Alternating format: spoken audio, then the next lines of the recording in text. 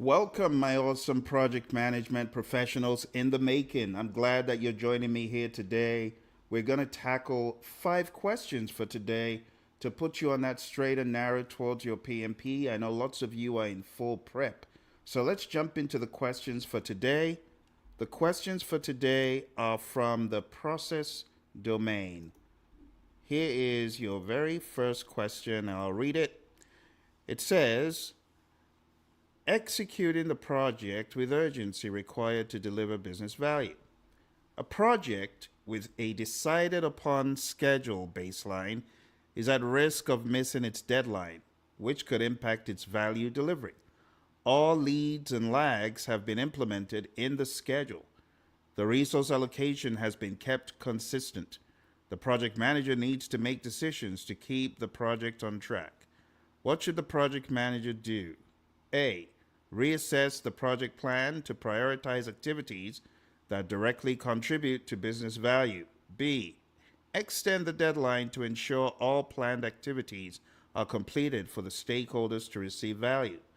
C. Increase the number of resources to accelerate all remaining project activities and have a better chance of success. D. Focus on risk management to identify potential future delays by reassessing leads, lags, and the baseline. I'll give you some time to think about it, and I'll get out of your way while you do that. Let's give it a little bit of time.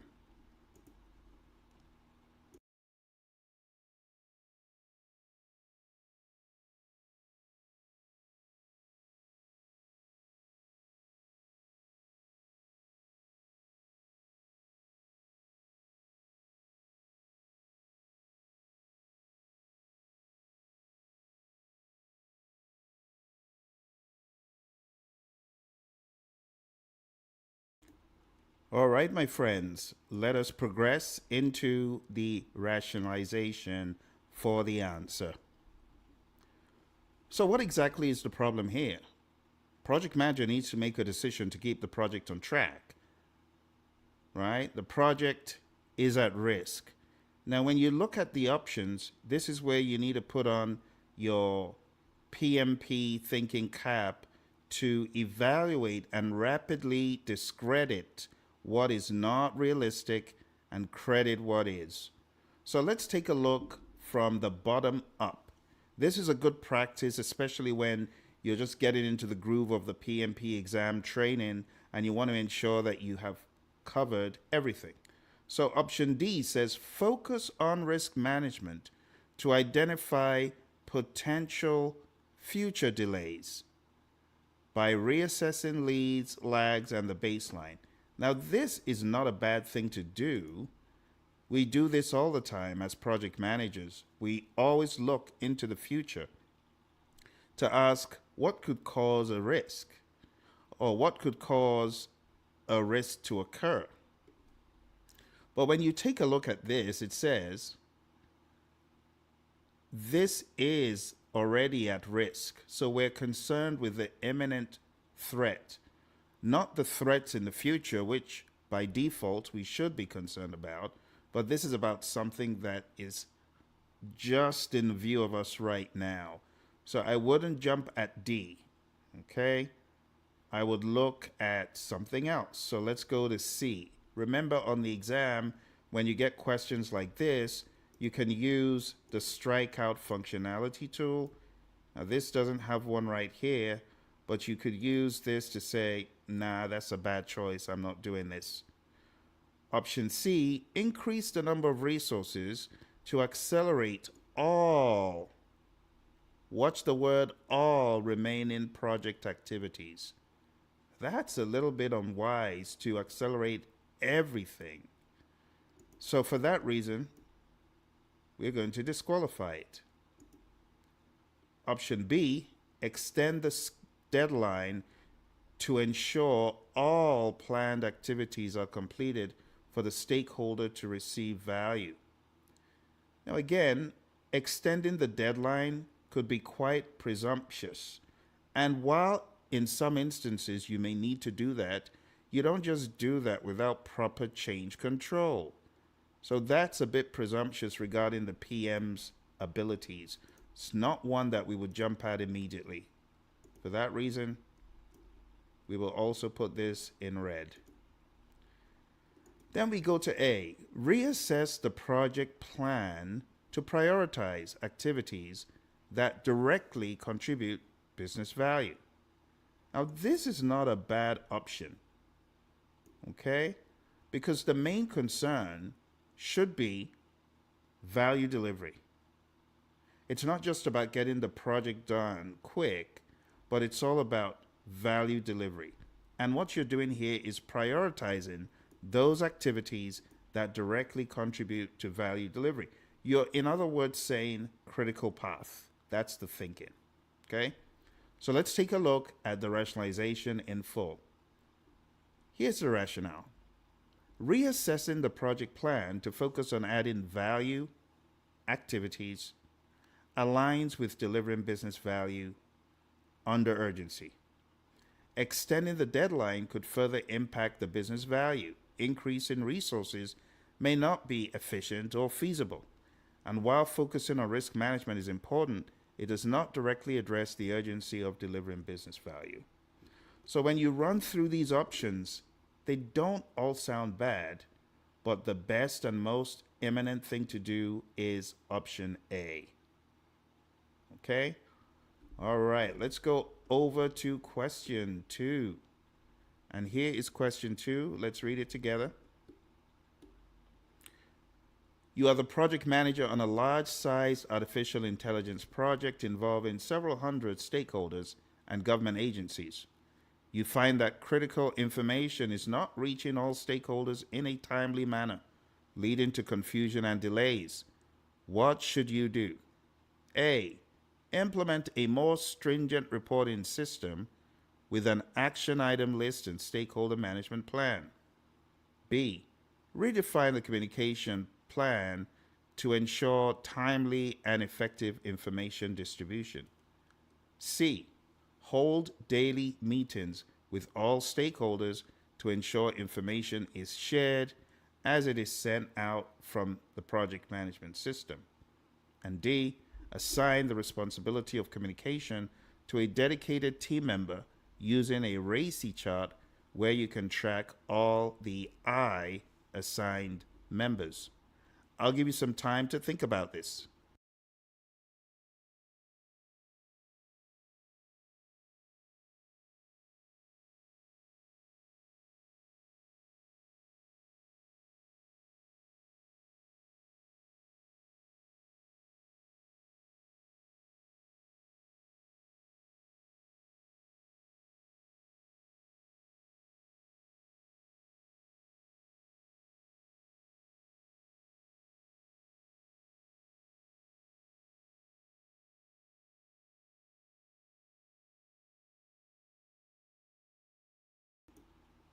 All right, my friends. Why don't we take a look at the question together and decipher the right answer? So, whenever you see a question like this, use the define the problem, identify the root cause, generate alternatives, choose the best alternative, right? And I call that the DIGCIV approach, DIGCIV. Google it, you'll find more information about this problem solving technique. But taking a look here, the main problem is the communications is poor. The communications is the issue. Critical information is not reaching all stakeholders in a timely manner. The problem isn't engaging with stakeholders. The problem is getting information to them. So taking a look at these, option A says, implement a more stringent reporting system. Now, this is quite specific to reports. It doesn't say that this is just a report problem. It says you find that critical information is not reaching all stakeholders. So it's not purely a report problem. It is a communication problem. Information is not getting to them. So this one that says implement a more stringent reporting system with an action item list and stakeholder management plan, management, not engagement, that's actually not a today term in the world of the PMI. So this one is actually not a good choice. For that reason, we will cancel it. Okay? Because watch, it said involving several hundred stakeholders and government agencies. In this case, you don't want to be going around using big old action item lists and stuff. Right? Let's take a look at option B. Option B. Redefine the communication plan to ensure timely and effective information distribution. Ensure timely and effective information distribution. That's not a bad thing because that sounds like it is the problem we're trying to solve. So if there's a communication plan, it's not working, we need to do something. And maybe the best thing to do is to redefine our plan and ensure the timely and effective information distribution. But let's see if any of the other options is better. C. Hold daily meetings with all stakeholders to ensure information is shared as it is sent. Imagine that, a daily meeting with hundreds of stakeholders. No, this is not a feasible or sensible option. And for that reason, we're going to put it in red. D. Assign the responsibility of communication to a dedicated team member using a RACI chart where you can track all the informed assigned members. That is a task in and of itself. And this is not the wisest way to manage this problem. The best way to deal with this communications problem is by redefining the communications management plan and ensuring that effective information distribution occurs. So we're going to say the best answer to this is B. Let's go down the list. And it says the rationale, redefining the communication plan ensures that the flow of information meets the project's needs.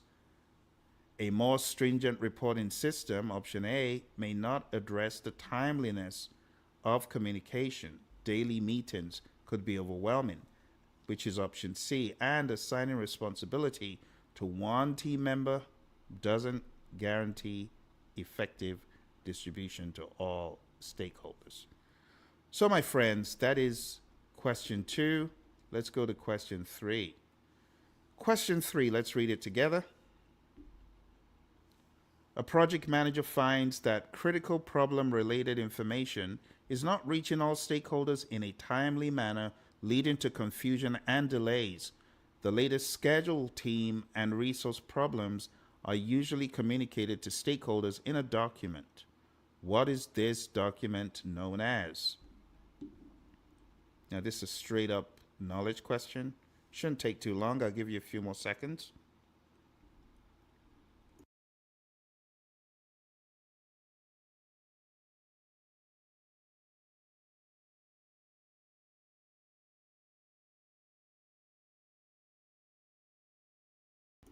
All right, this is an opportunity staring us in the face. So it's telling us a document where we communicate to stakeholders, team, and resource problems. So a risk register would not be the answer because this is not a problem.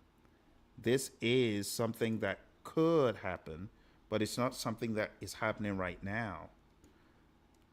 The same thing with a risk log, risk register, same thing.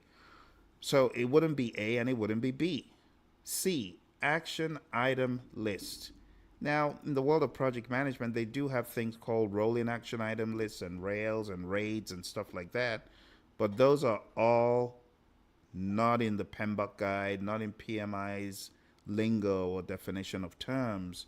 So it's not a rail. There's nothing wrong in an action item list, but the answer here is not a rail or an ale. So let's just keep that in mind. Let's get rid of it. And the final one says issue log. And an issue log is just that. It's a log of issues that the project manager and the team put problems in. And this, my friends, is actually the best answer. The best answer is the issue log. Let's take a look at the breakdown. This is best known as the issue log. The risk register, the same as a risk log, is for uncertain events. An action item list if a document is a document used to catalog actions to take on the project. But as far as the issue log is all about what is happening right now. And that's the best answer, okay? Let's move to our next question. Bit of a long one, this one. All right. An information technology, IT, sales and marketing project has very constrained and limited funds. During project execution, a new technological risk emerges that could jeopardize the project outcome. The project team has limited experience in this area. What should the project manager do? A. Proceed with the current project management plan while performing a quantitative risk analysis, closely monitoring the project risk to ensure control. B. Request additional funds to invest in technology that could mitigate the risk and generate lessons learned from similar projects. C. Outsource the high-risk components to a more experienced vendor who can deliver the product sooner. D. Conduct a risk analysis and response session with the team to develop mitigation strategies. What do you think? I'll give you some time to ponder on it.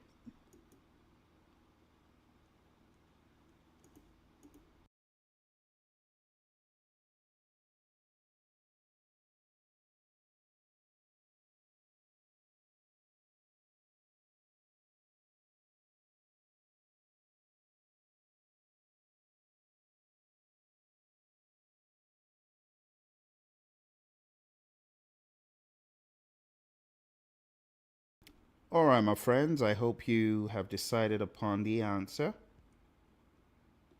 So let's advance and rationalize this together. So when you look at this, there is a risk that could jeopardize a project outcome. The best thing to do as a project manager when you have these risks, my friend, is to ask the question, how can I either avoid or mitigate this risk? Because if you have a risk, think about it, you have a risk that could bring your entire project to its knees. This is not a risk that you want to just pass over and say, it's okay, we'll just keep an eye on it and see if anything goes wrong. No. For a risk like this, you want to make sure that you nail this risk down so that it does not bring your project to a disastrous end. So, A, proceed with the current project management plan while performing a quantitative risk analysis, closely monitoring the project risk to ensure control. Well, monitoring the risk does not ensure control. Monitoring the risk just lets you know what's going on, but it's not giving you control. In fact, this is why in the world of the PMI, they used a softer term, monitor risk. Control is an illusion, okay? So to proceed without doing anything other than a quantitative risk analysis, even though it sounds smart, because you've done the identify risk and then you just jump into quantitative without doing any qualitative, there's so many things that are wrong with A. But A is not proactive enough. If this risk happens, bad things are going to happen. So we won't choose A. Let's go to B. Request additional funds to invest in technology that could mitigate the risk and generate lessons learned from similar projects. Now, while this sounds smart, I don't know if you realize from the question, an IT sales and marketing project has very constrained and limited funds. So this would not be the best thing to do because you got limited funds. You're not going to go around asking for funds to invest in technology. This would not be the best option, okay? Let's look at option C. Outsource the high-risk components to a more experienced vendor who can deliver the product sooner. So think about it. Let's read. very constrained funds, a new technological risk emerges. It just says a new technological risk, but it doesn't tell us what it is. It just says that could jeopardize the project's outcome. The project team has limited experience in this area. So saying outsource the high risk components gives an illusion that, yeah, we've told you that it's a component problem. You don't know that for sure. This is presumptuous. This is putting thoughts and ideas into your head. It's saying, oh, it's a risk with a vendor, so outsource the components to a more experienced vendor. And this is one of those illusionary options. Try to plant the idea subliminally into your head, but it never ever existed in the question. So option C is bogus, right? Because it's talking also about, oh, schedule. But schedule wasn't even mentioned here. It just said a new technological risk emerges. You see what I'm saying? So you have to be careful that you don't choose an option that has planted a fake idea into your head. Let's go to D. D says conduct a risk analysis and response session with a team to develop mitigation strategies. Now, this wouldn't be a bad thing to go straight into mitigation, because there's nothing wrong in saying we're identifying the risk and coming up with high-level mitigation strategies at the same time. That is actually advocated in the world of the PMI in some of the PMBOK guide.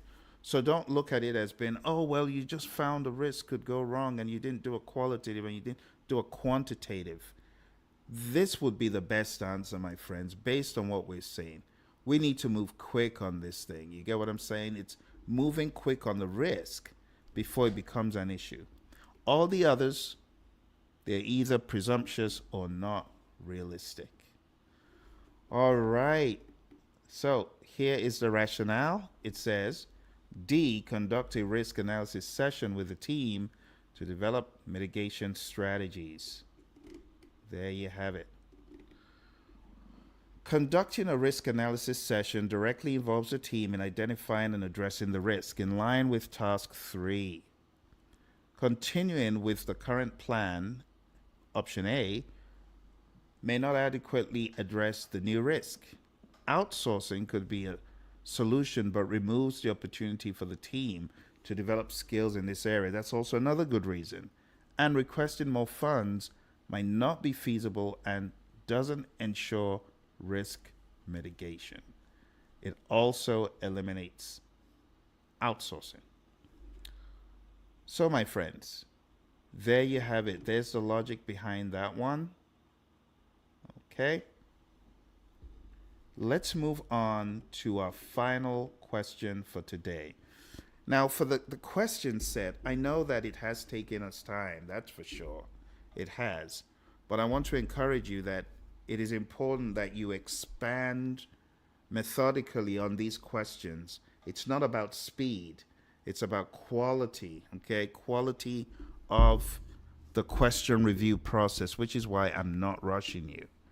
Question 5, task 3. You are managing an over-budget, state-of-the-art bridge project equipped to effectively monitor load bearing using artificial intelligence. During project execution, a new technological risk emerges that could jeopardize the project outcome. The project team has limited experience in this area. What should the project manager do? A, proceed with the current plan while closely monitoring the risk to better the chances of success. B, form a special purpose company to develop the high risk components in order to minimize the risks. C, conduct a risk response planning session with the team to develop mitigation strategies. And D, request additional funds to invest in emergent technology that could mitigate the risk. What do you think? Let's choose an option.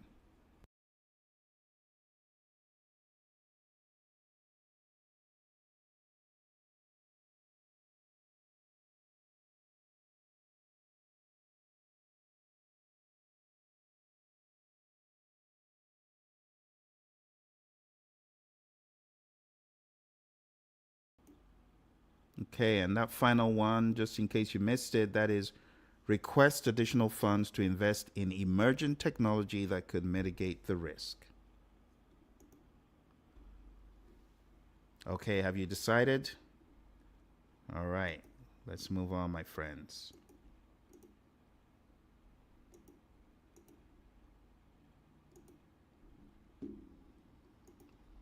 All right, so when you take a look at this problem, it says a new technological risk emerges that could jeopardize the project outcome.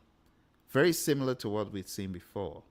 So, should you proceed with the current plan while closely monitoring the risk to better the chances of success? Should you form a special purpose company to develop the high risk components in order to minimize the risk? Should you C, conduct a risk response planning session? Or should you request additional funds? So let's think about this. Proceeding with the current plan while monitoring risk, we've already determined that this is reactive. Because just checking on the risk without doing something aggressively is no good when you have a risk that could jeopardize the entire project. B, form a special purpose company to develop the high risk components in order to minimize the risk. This doesn't make much sense because we're after a negative risk. So forming a second company to deal with a risk doesn't make sense. It's not a positive risk, remember that. So we're going to cancel this because it doesn't make enough logical sense. C, conduct a risk response planning session with the team to develop mitigation strategies. That's not a bad thing to do, but let's take a look at D. Request additional funds to invest in emergent technology that could mitigate the risk. There's still an element of uncertainty there. So the best option in this case, my friends, with question 5 is not D. We don't want to jump at requesting additional funds. The best option is C. Conduct a risk response planning session with the team, get feedback from the team, and based on what they tell you, you know the line of best fit. Here is the summary. It says, conducting a risk analysis session, C, directly involves a team in identifying and addressing the risk in line with task 3. Continuing with the current plan may not adequately address the new risk, and outsourcing could be a solution but is out of scope and will take time and it will cost money. Requesting more funds, option D, might not be feasible and doesn't ensure risk mitigation. So again, that's the question and those are the options. I really hope you've enjoyed today's session, my friends. If you have, smash that like button for me. Let me know and also let the algorithm know, okay? If you found value from this and you want to get trained and coached and mentored on my program, you can find it at tinyurl.com/elite PMP. That's tinyurl.com/elite PMP. All right. Well, there you have it, my friends. 5 questions. I'm curious to know how well you did. Did you get all 5 right? How did that work out for you? I hope you found value from it. But right now, I also want to drill a little bit deeper into how to approach any kind of PMP question, because it's been a while that we talked about the DIGCIV approach and my PMP eyeball approach. So let's jump into the eyeball approach. My dear PMP students, there's a lot of things that you need to know for the exam, and I'm going to wrap them all up into one pretty bow. The first thing you need to think about as you embark on this exam is how products get developed. You could think about this as some sort of product development cycle of life. Your questions are going to be posed in a frame of a product, a service, or a result. You could say some sort of deliverable. But I want you to categorically think about where you are relative to the product life. So you could be in analysis, you could be in design, you could be in development, you could be in some sort of testing phase, and you could be in some implementation phase. Okay? Now, all of this is inside a larger expanse of stuff. And I'm talking about your 5 process groups of project management. We have the 5 process groups of project management, which you can think about as some sort of exterior shell. So I want you to think about an exterior shell of events where we have initiating, we have planning, we have executing, we have monitoring and controlling,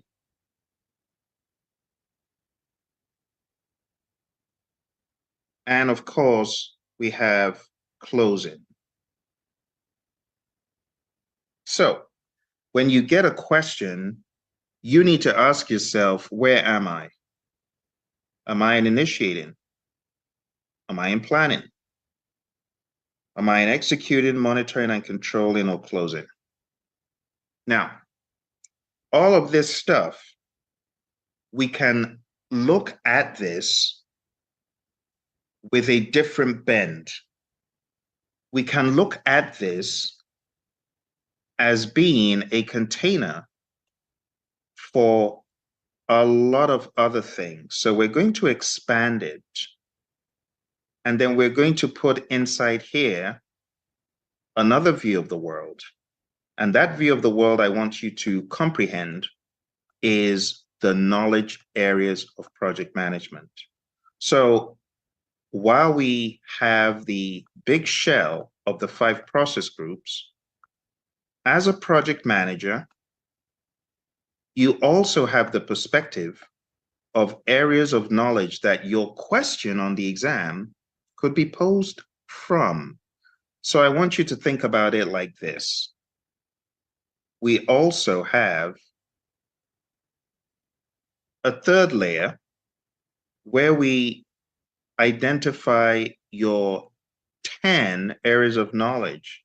So we have integration, scope, schedule, cost, quality, resources, communications, risk, procurement, and stakeholder management. And I'll just say stake. You kind of get it. Or stakeholder. So, as a student of this exam, your question to yourself always needs to be, where am I? Where am I? Where am I? Where am I in the grand scheme? Where am I as far as these process groups are concerned? And where am I as far as these areas of knowledge are concerned?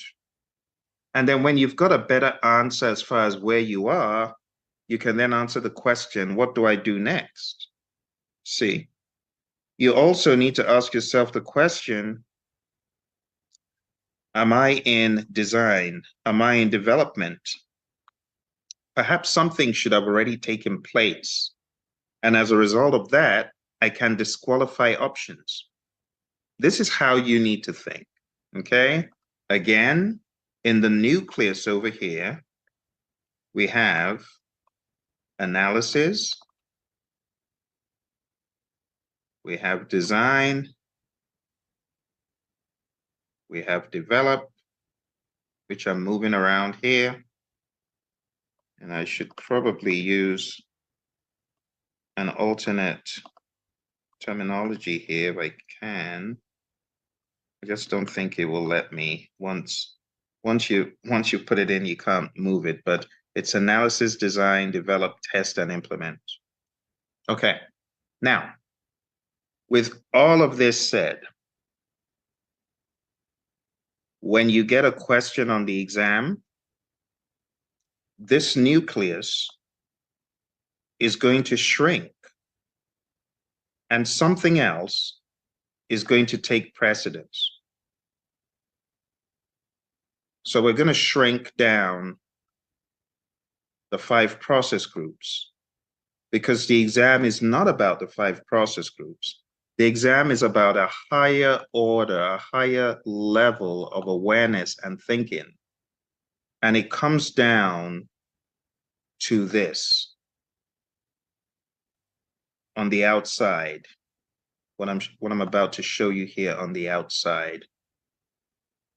And what I'm about to show you here on the outside is a concept that I call the dig sieve approach.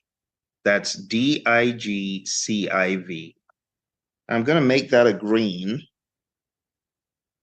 And the dig sieve approach is this. Think about this as the eye of project management success on this test. The wider part of the eye is the dig sieve approach. And it goes like this. PMI is going to ask you to solve a problem. Let's just get that straight, because PMI always asks, what should the project manager do next, right? That's the question they always ask. So your goal on the exam, the moment you get the question, is to define what the problem is. Define the problem, okay? Your problem, I want you to look carefully. Your problem could be a planning, schedule-related design problem. It could be a schedule-related planning testing problem. Or it could be a communications problem that is happening in development. And it's tied to executing. Do you see the multiple layers of thought? And that's why you always need to define what is the problem. It's scope related. Is it happening in analysis, design, develop, test, or implement? Or does it not matter? Sometimes it doesn't. Other times it does. So you always want to define the problem. Then you want to identify the root cause. Identify the root cause. Okay. Then you want to generate alternatives. So what are we saying here? Let's dig a little bit deeper. We're saying when you get questions on the PMP exam, you want to define what the problem is. You want to identify the root cause of the problem, then mentally generate alternatives, even though the question has, of course, alternatives, but it does pay off when you think about the alternative yourself, and that helps you validate, as it were, if you're on the right track when you finally see the options posed by the PMI.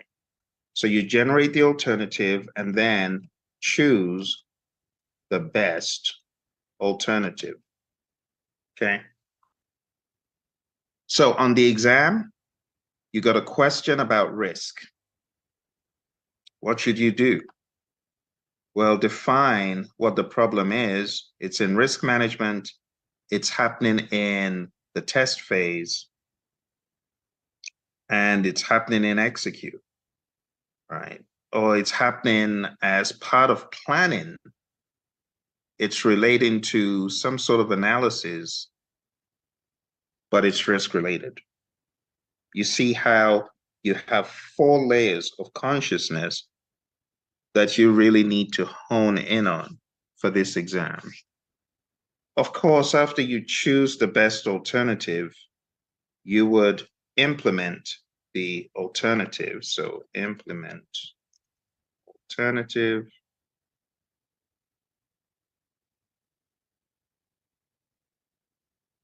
And last but not least, you want to make sure that the alternative actually worked. So ensure or verify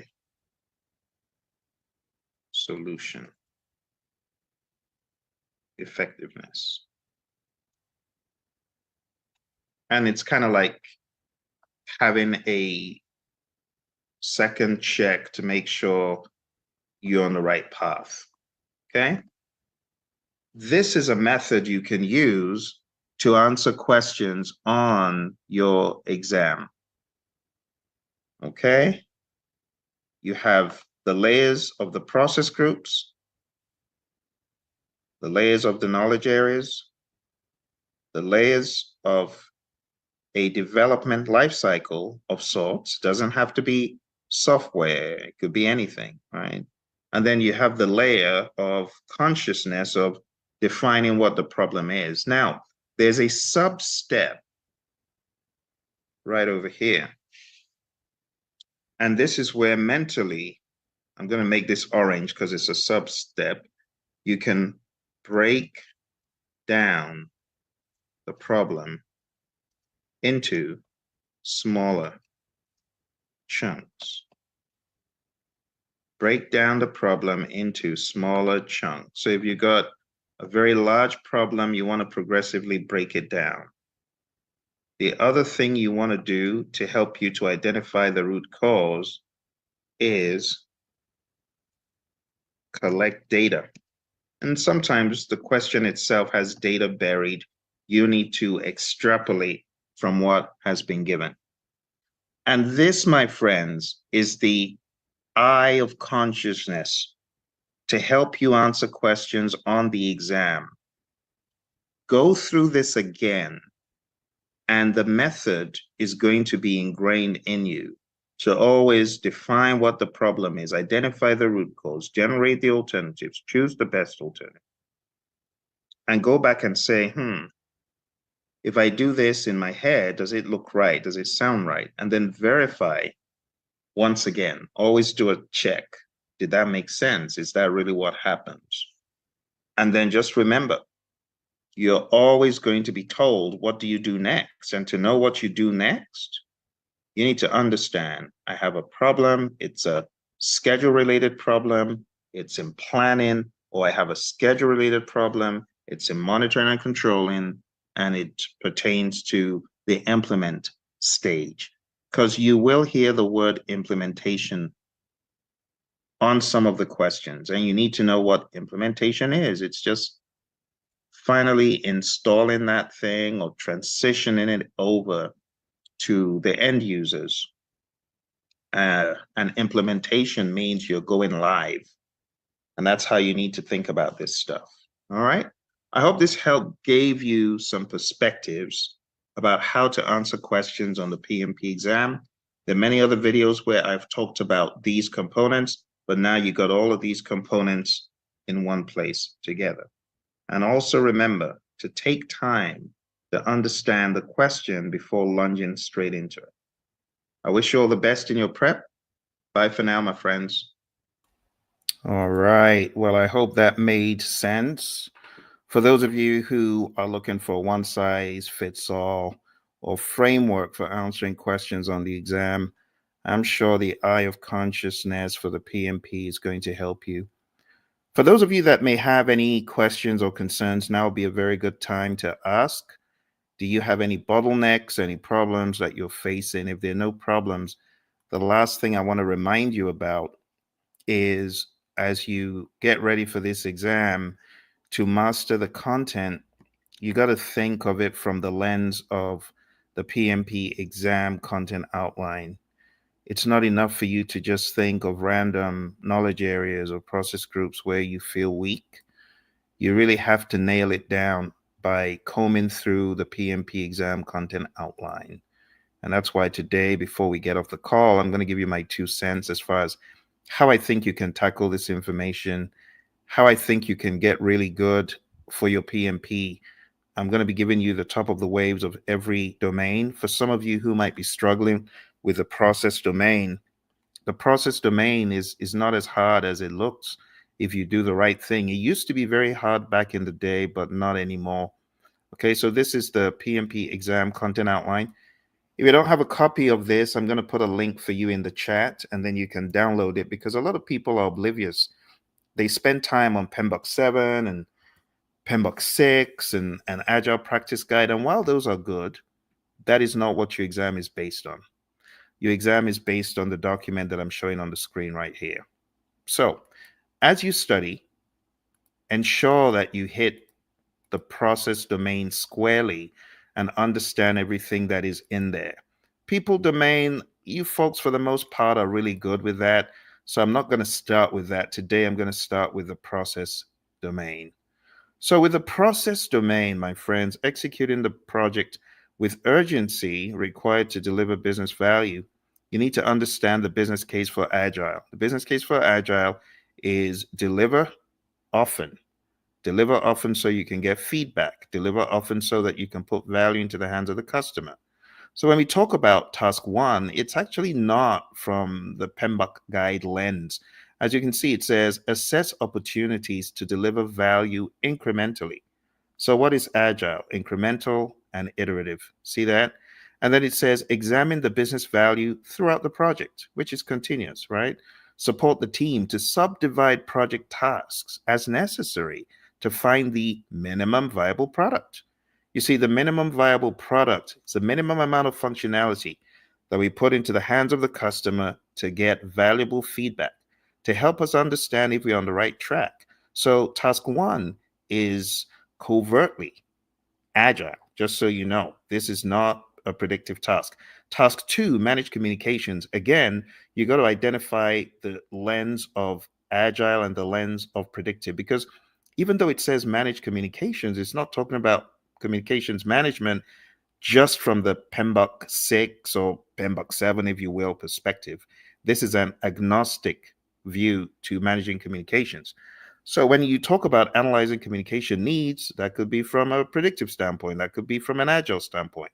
So you got to think about the three pillars in the world of Scrum as well: transparency, inspection, and adaptation.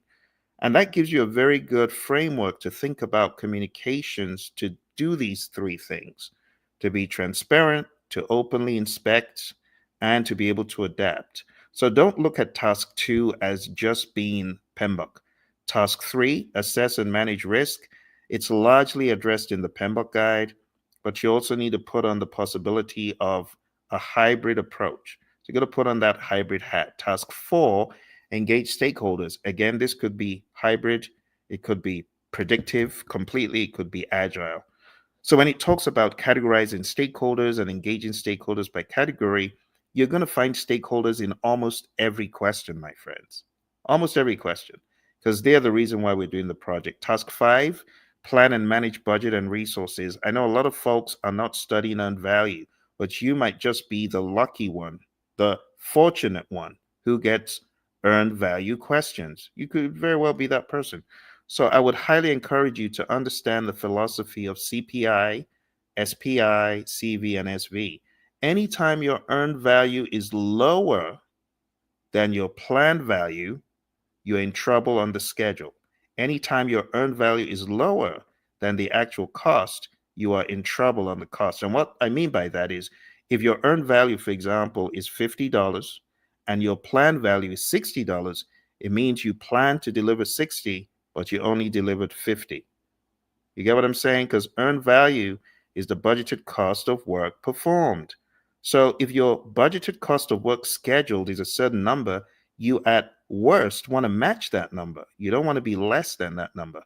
So that's the mentality you need to come with on the exam when they talk about CPI or SPI. So SPI, you got two things involved in it: earned value and planned value. You get what I'm saying? And then when it comes to the cost performance index, if your earned value is 50 and your actual cost is 80, that's really bad, because that means you spend $80 to get $50 worth of value. So you're in the hole by $30. So these are the things that will help you on the exam if you're one of the fortunate ones that get the earned value questions, because earned value is still being used. This was the story of my life at Honeywell, by the way. I used earned value for my job. So all these metrics, they're not just, you know, a waste of time. It's actually helpful if you get a job like that. All right, let's go to the next page. So task 6, for those of you who have not read lead, lag, slack, float, and the critical path definition, I highly encourage you to read the critical path definition. That could help you on your exam. But again, you got to remember PMI is now quite agnostic. You might have realized that the Agile Practice Guide is a publication by the PMI, and very recently the PMI went into some sort of partnership, if you will, some sort of arrangement with the Agile Alliance. So when PMI talk about schedule, they're not just talking about a Gantt chart. And this started taking root from PMBOK 6. In fact, in PMBOK 6, there's a good coverage of the concept of product backlog items, features, stories, tasks, that breakdown. So the whole concept of a product roadmap, it was actually covered in PMBOK 6. So you need to understand the hierarchy of the items in your backlog, and the fact that you don't have to use Gantt charts and Slack, float, leads, and lags, even though those are good and they have their place. But you can also have planning poker and affinity estimating and the concept of velocity coming up on your exam. So make sure you tidy those up. Understand how to switch between a predictive project and how you would plan it from a schedule standpoint and how you would plan it from an agile standpoint. Okay, so as it says here, you got to estimate the tasks, the milestones, the dependencies, and see what they threw in, story points, you see. And they said, prepare the schedule based on methodology. So guess what you're doing in sprint planning? Without calling it scheduling, that is pretty much what you're doing. It's pretty much a plan for how the work will be carried out within the time box. The time box is already off the table, that's set. But as far as how to do it, you need to understand those nuances, my friends. Sprint planning, planning poker, affinity estimating, story points, velocity, burn up charts, burn down charts. This is where they come in this plan and manage schedule. Because, you know, when PMI say plan and manage schedule, they're not just talking about the planning, they're actually referring to the monitoring and controlling aspect and everything in between. All right, task 7, plan and manage quality of products or deliverables. So I'm curious to know, do you have a definition for quality? Because if you don't have a definition for quality, I'm going to give you one.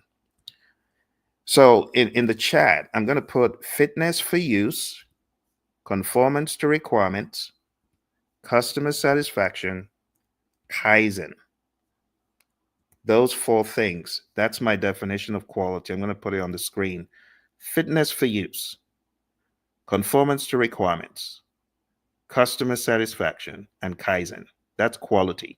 So when PMI say plan and manage quality, they're not just talking about plan and manage as in plan quality management, manage quality. No, they're talking about control quality as well. And then in the world of Agile, you already know that we've baked all of this stuff in. There's so much redundance in the world of Agile. Your sprint planning, your sprint review, your sprint retrospective, your just everything, the daily scrum, it has baked in redundance so that the concept of quality could be baked in. Your retrospective right there is a great way, you know, and that doesn't happen at the end of the entire thing. Like in the world of predictive, a lot of folks think that the lessons learned are generated at the end, but that's not true. The lessons learned, PMI actually advocates that those lessons learned be generated. right from the get-go and all the way through. And at the end, they could be a collation. So they call it a lessons learned repository where you will deposit all the lessons learned. But they also encourage you to begin teaching the organization what you've learned, you know. So keep that in mind. So as far as quality is concerned in task 7, quality is fitness for use, conformance to requirements, customer satisfaction, and kaizen. So when you approach task 7, just remember it's not just quality of the products or the deliverables.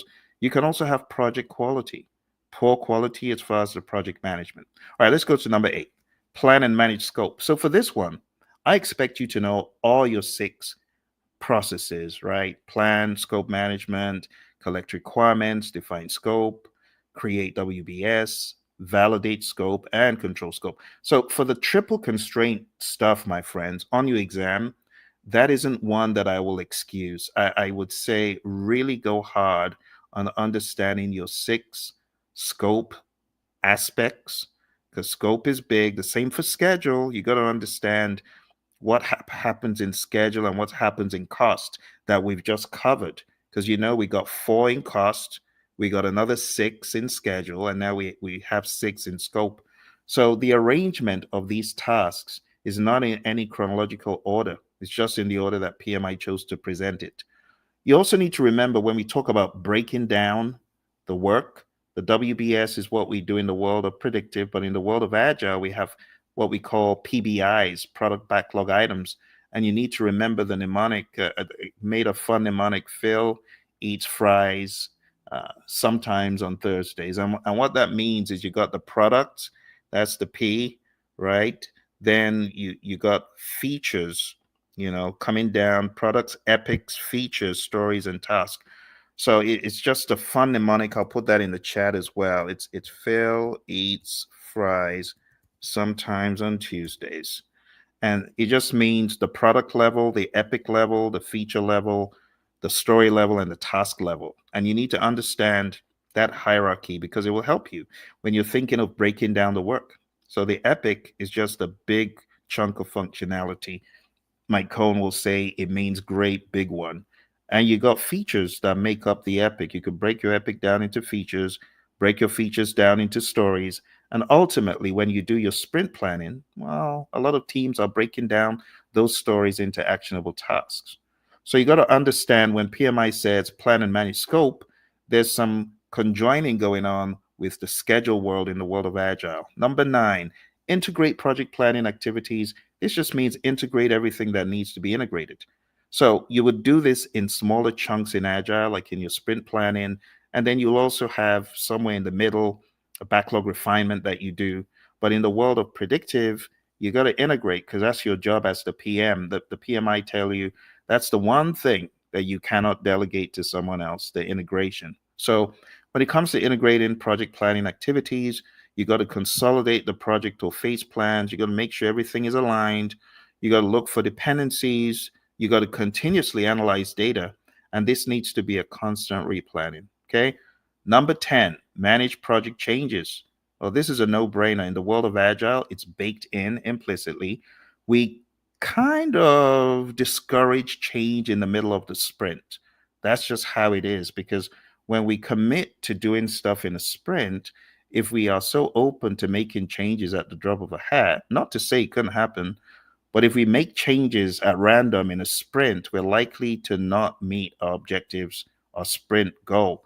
So we discourage it, but if it needs to happen and management says, well, we need to make this change for one reason or another, it's up to the product owner, right? The product owner will agree or not. So when it comes to this concept of changes, you got to understand that you could get a change request verbally, but that's not good enough. You got to put it in formal writing, and then you, as the project manager and the team, you got to analyze it. You also have to log it in the change log. So there are many steps that could happen, and I cover this in other videos. But ultimately, it will go to the change control board. The change control board will take a look at your documentation, rationalize for themselves. They may go back and forth with the customer, trying to find some middle ground or asking additional questions. But ultimately, you're going to approve, reject, put it on hold, or pending status, something like that. Task 11, plan and manage procurement. Again, you got to understand your contract types. fixed price contracts, cost reimbursable contracts, and T&M. You got 3 fixed price contracts, you got 3 cost reimbursable contracts, and you got T&M, which is good for staff augmentation. But you need to understand the risk exposure that fixed price does, and who bears most of the risk in a fixed price and who bears most of the risk in a cost reimbursable. In a cost reimbursable, it's obviously the customer. In a fixed price, it's obviously the vendor. Things like that, they could crop up in questions. But I would highly advise that you go into firm fixed price with economic price adjustment, fixed price incentive fee. And on the cost reimbursable side, you got to know all those as well. Cost plus fixed fee, cost plus award fee, cost plus incentive fee. Know that for your exam. Don't listen to what the word on the street is, because a lot of times the word on the street fails. Like on these social medias, a lot of people say, "Oh, I didn't get that," and then you hear the next person, especially on the Reddit forum, because I'm always in there just musing at what students are crying about. And some students are crying about earned value, they got it, and others they didn't got it. And if you're listening to one source, you could end up being messed up on your exam, because I've heard people, even in recent times, saying, my goodness, they must have saved all the earned value questions for me. And this is why certain people who are quite smart may end up failing the test, because they cherry picked what they studied. So I would advise you to know your contracts, know the inside outs of what is happening in procurement management, even though a lot of people say they didn't get it. All right. Manage project artifacts. What is an artifact? Well, look at an artifact as a document, right? In the world of Agile, we have 3 artifacts in Scrum. In Scrum, we have the product backlog, the sprint backlog, and the increment.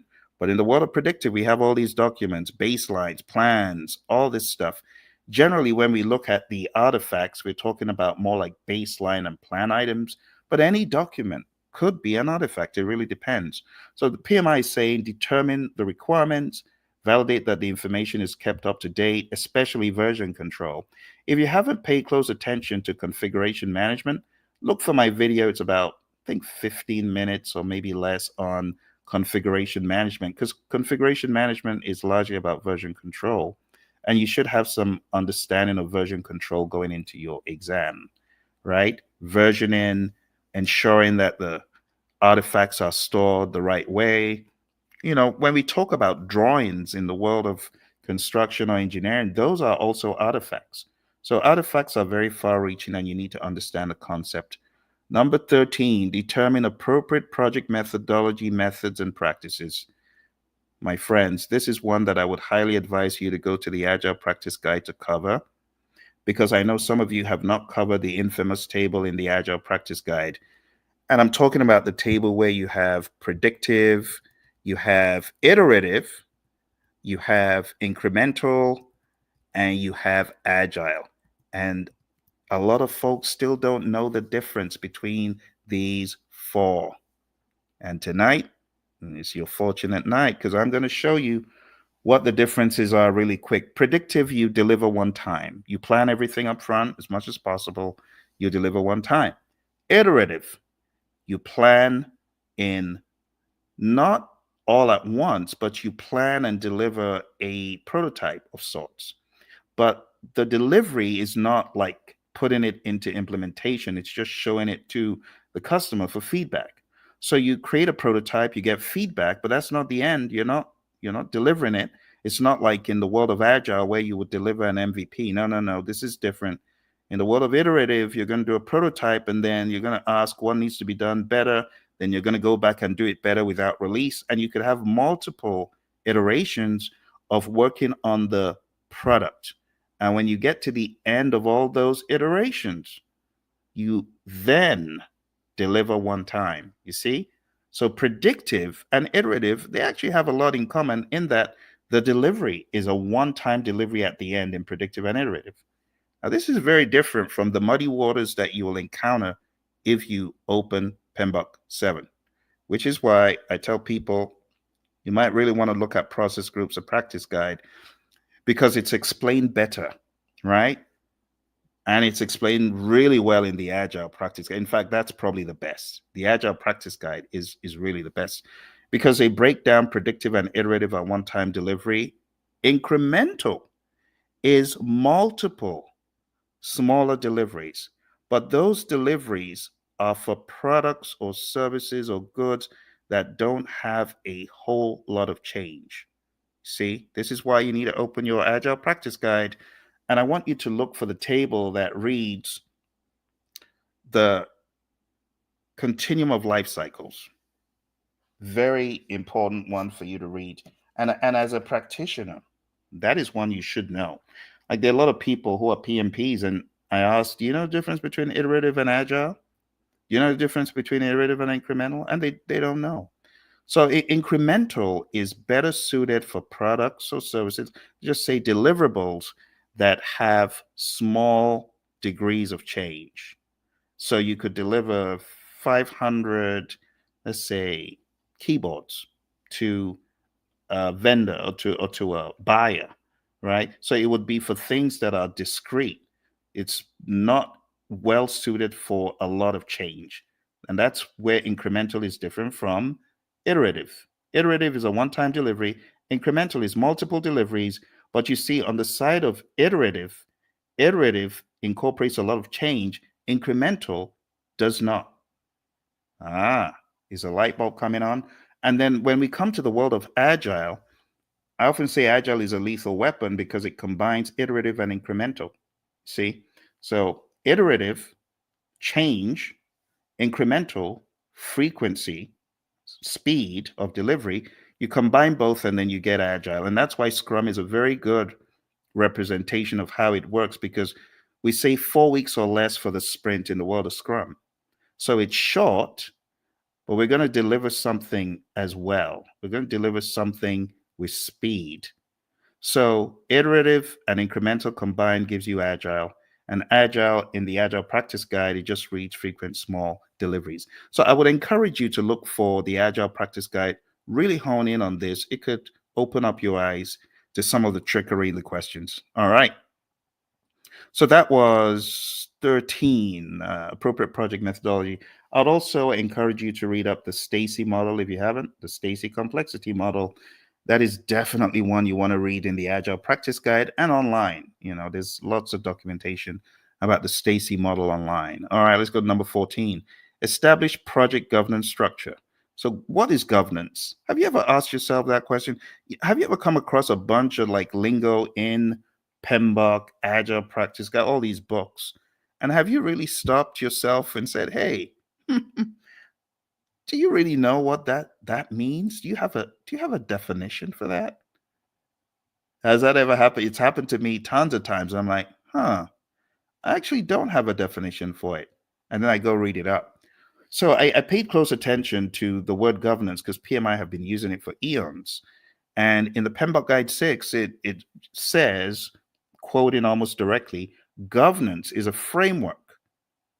But it's a framework within which authority is exercised. See? So it's a framework for authority. It's not a free for all. There has to be some governance. So here, PMI is saying, determine the appropriate governance for a project, authority. And sometimes you can replicate organizational governance, and other times you may need to depart from it. Like in the world of Agile, the word governance is still there. There's certain things that are under governance, but it's a different kind of governance because the team has autonomy, right? The team has decision-making autonomy. The team is self-organized, self-led, self-managed, though they have functional heads. But whatever is in the team, they can sort it out themselves, especially mature teams. So when you look at governance, just really ask yourself, do I really understand it? And then defining escalation path and thresholds as a result of the framework for authority, you may need to escalate things differently in a predictive world than Agile. All right, let's go on to the number 15. Number 15, manage project issues. For manage project issues, my friends, you just need to understand the issue log and the concept of a risk becoming an issue, right? So we also use the word impediment in the world of Agile. Impediment and issues, very similar. Risk, not so much. Risk is an uncertain event that if it happens, could impact the project positively or negatively. You see, this is where impediments are different. Impediments are one way negative. Impediments are things that block us, they obstruct us. And that's why PMI refers to impediments, obstacles, and blockers. Impediments impede you, right? Obstacles are in your way, like an obstacle course. You got to go over it or around it. And then you have blockers. You're stopped dead in your tracks. You can't move. And all those three, we just bucketize them and call them impediments. In the world of predictive, we can say that they're all issues because it's stuff that's happening right now. But one thing they're not risks, because risks are uncertain events that could impact our project positively or negatively. So just keep that in mind, okay? So we want to recognize when a negative risk or threat becomes an issue. We want to attack the issue with the optimal action to achieve success and collaborate with stakeholders. Number 16, ensure knowledge transfer for project continuity. What is this saying? Ensure that you're transferring knowledge, like managed project knowledge. It should happen all through. It shouldn't be just at the end of the project, but we always want to exchange knowledge so that the project can continue. Have you ever been on a project where there was a single person that knew everything? And were you ever worried if this guy hopefully will never get hit by a bus, but if he did, this project is doomed because no one knows where everything is buried. Has that ever happened to you? It's happened to me. Some projects, I'll be like, wow, I hope he doesn't leave the organization. I hope there isn't a big old blowout or something, because if that person goes, we're doomed. So we want to ensure knowledge transfer, discuss project responsibilities, outline expectations, and let's talk about how we're going to transfer knowledge, job shadowing, pair programming, pairing, things like that. The final thing I'm going to talk about today, my friends, for the number 17 is plan and manage project or phase closure or transitions. So if you haven't read Process Groups, a practice guide where they talk about the closure procedures, I would recommend you do that. It's not a bad read. And if you're a member of the PMI, it's free. So just read that up to really get a good grasp of what it means to close out the project or phase in the project, determine the criteria, understand there's a myriad of things you could do to close out a project. Most importantly, you want to release resources back to the firm that are of a physical nature, monetary resources, and even the people, right? The humans, once they're done with all the lessons learned, final archiving, and so on, you got to let them go. And these are some of the things you should think about. So when people cry about the process domain, I did this to give you hope because I know a lot of people, they fail the process domain. Just do the things I'm telling you and then really hone in on questions. You know, a lot of folks, they don't understand that the exam is based on this outline. So they take random mock exams that are not pinpoint precisely addressing all of the tasks. You get what I'm saying? You want to make sure you are tackling all of the tasks and checking your knowledge on each one. And if you find you're weak in one of the 35, because there are 35 tasks, by the way. So if I go to the next page ahead, this is business. So there's 4 in business, there's 17 in process, and there's 14 in people. I'm not going to address people tonight because I know you folks, you do very well with people. You work with them. You already know quite a lot about it. Maybe I'll just go over some things that you need to touch on. But if you are not addressing step by step your tasks to find weaknesses, I want to encourage you going down to pmpdoctor.com. It's pmpdoctor.com. I'll just throw that in the chat there. That is where you can test yourself on every single task. And they're 35, and they're not a whole lot of systems that go that deep, like prescriptively into each task, like we do in this system, right? So if you need that, that's there for you. But let me round up by very rapidly telling you what you need to study for the people domain without going into every single thing. So you got to understand the Thomas Kilmann conflict mode instrument, task 1. Task 2, you got to understand the 5 stages of team development. You got to understand Maslow's theory, McGregor's theory, Herzberg's theory, Vroom, McClelland, all those things, Ouchies. The reason why I recommend that is even though the questions may not ask specifically about that, you need to understand the mindset regarding leading a team and leadership in general. It will really help you. You also need to understand the Hersey Blanchard model. The the Blanchard model, it has two variations, but I want you to go read Ken Blanchard's model, his version. Hersey has his version, telling, selling, and all that stuff, but Blanchard is really the one I would recommend that you study for this exam. Supporting team performance, again, just the mentality, the mindset. This is where the Agile Manifesto will come in. Task 4, it says empower the team, but the Agile Manifesto says build projects around motivated individuals. Remember that one?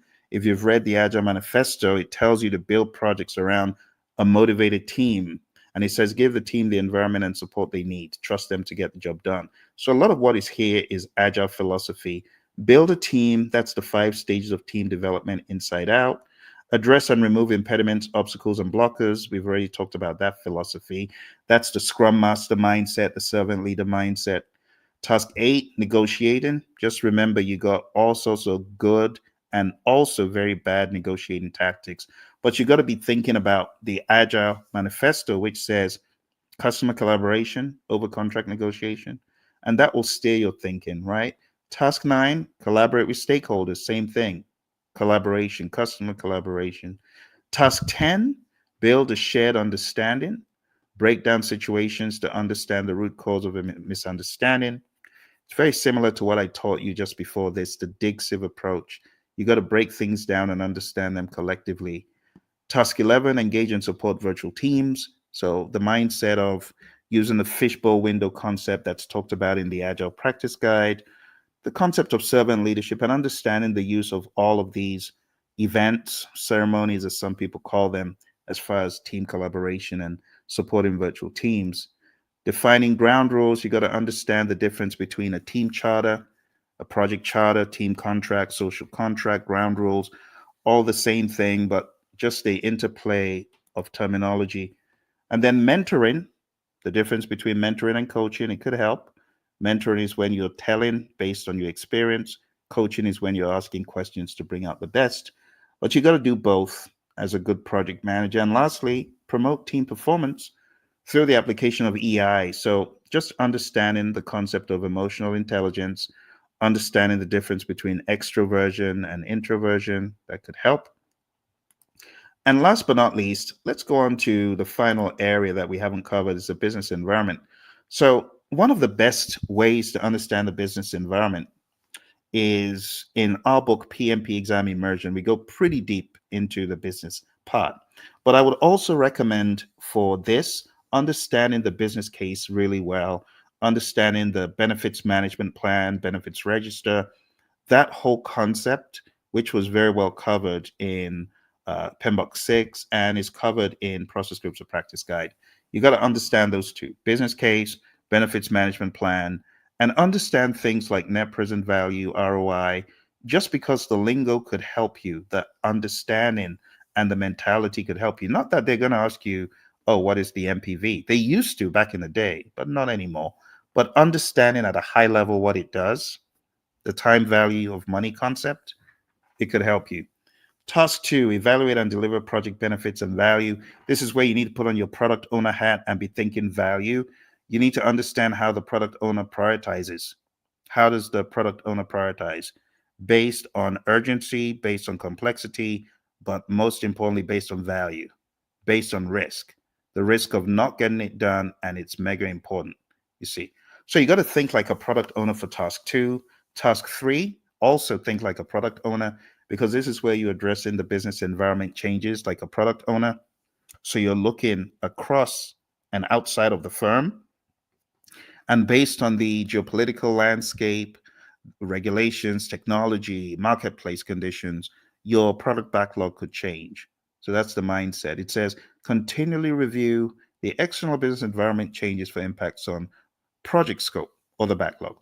Final one, my friends, is support organizational change. What can your project do to help the firm? And what impact will the firm have on your project? A lot of stuff, a lot of stuff.